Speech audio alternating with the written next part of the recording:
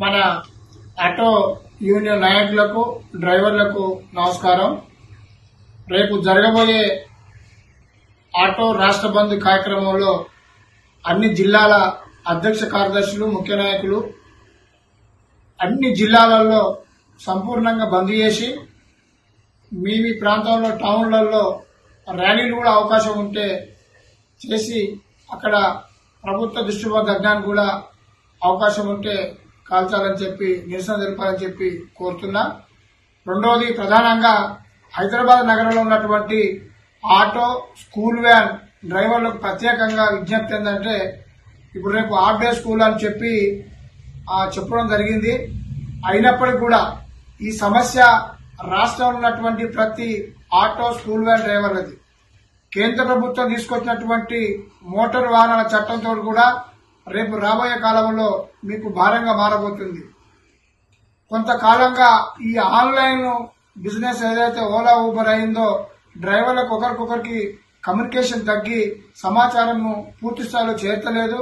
కాబట్టి దయచేసి రేపు మీరందరూ సమిష్టిగా ఒకరికొకరు చెప్పుకొని రేపు 10 గంటలకు హైదరాబాద్ నగరంలో ఉన్నటువంటి గ్రేటర్ హైదరాబాద్ నగరంలో ఉన్నటువంటి ఆటో డ్రైవర్లు అందరూ, వ్యాన్ డ్రైవర్లు, ఆటో డ్రైవర్లు అందరూ సుందరయ్య విజ్ఞాన కేంద్రం బాలింగపల్లికి 10 గంటలకు వచ్చి అక్కడి నుండి ర్యాలీ స్టార్ట్ అయితే నారాయణగూడ వరకు మీరు మీ అన్ని బంద్ చేసుకొని అక్కడికి వచ్చి ర్యాలీని విజయవంతం చేసి మరి ప్రభుత్వం పైన ఒత్తిడికి ఎంతో ఉపయోగపడుతుంది.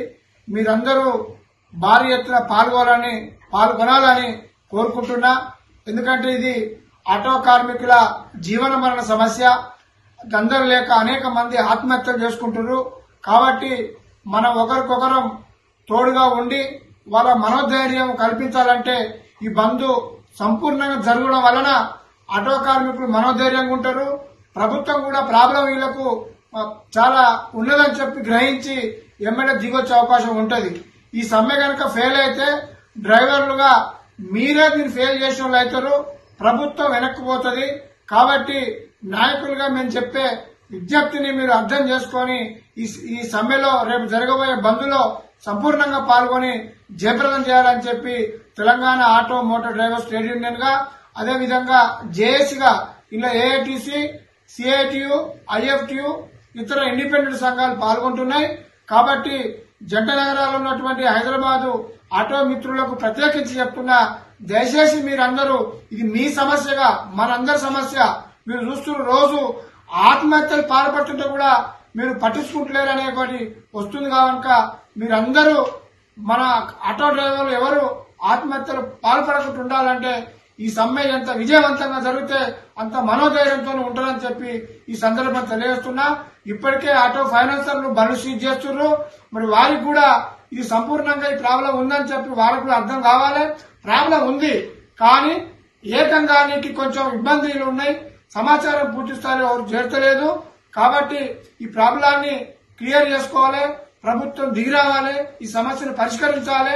మన డిమాండ్ ఈఎస్ఐతో కూడుకున్న సంక్షేమ బోర్డు నెలకు 15,000 ఏదైతే కాంగ్రెస్ ప్రభుత్వం పార్టీ ఎన్నికల మేనిఫెస్టోలో 12,000 ఇస్తున్నారో దాన్ని నెలకు 15,000 అని చెప్పి డిమాండ్ చేస్తున్నాం. కాబట్టి మీరందరూ దీన్ని సంపూర్ణంగా జయప్రదం చేయాల్సిందిగా కోరుతున్నా. ఇట్లు మీ Vemula Maranna, Telangana auto motor drivers trade union రాష్ట్ర అధ్యక్షుడిగా మీ అందరికీ మరీ విజ్ఞప్తి చేస్తున్నాం.